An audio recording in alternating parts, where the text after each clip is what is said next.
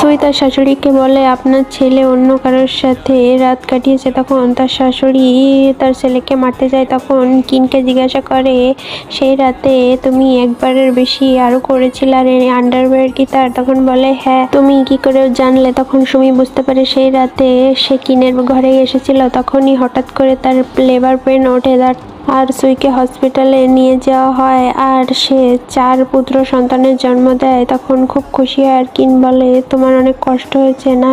আর এটা বলে কাঁদতে থাকে। তখন সুই বলে তুমি চিন্তা করো না, আমি ঠিক আছি।